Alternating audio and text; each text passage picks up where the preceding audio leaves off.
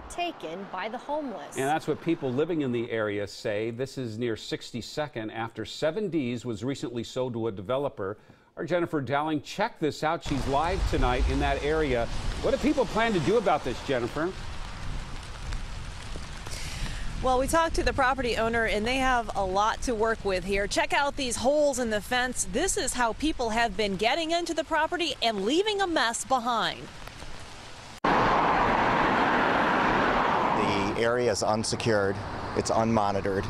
There's already homeless activity. People who live around here say the former 7 Dees Garden Center off of Powell has been turning into an eyesore since it closed. Food debris and an uptick in crime in the area, specifically on this street, 62nd, 63rd. Patrick Dwyer showed us the portions of fencing that had been cut away or moved so people could sneak in, and tonight organized a neighborhood meeting to share those concerns. As you can see, there's food remnants on the inside of the fencing. It looks like people are living here. The Leon Capital Group out of Texas bought the front portion of the property with plans to develop it into a large brick storage facility similar to this rendering.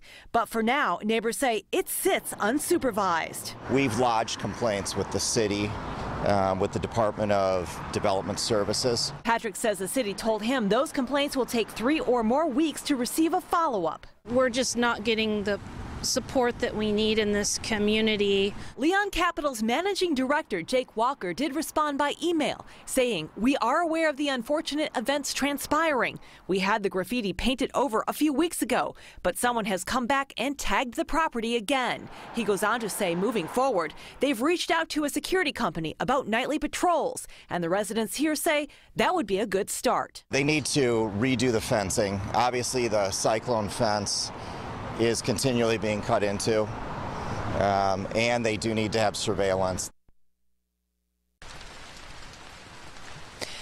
As for the remaining trash, well, Walker says a general contractor is coming out on Monday to finish cleanup. He says they are also going to be boarding up some of the structures on the property. Back to you.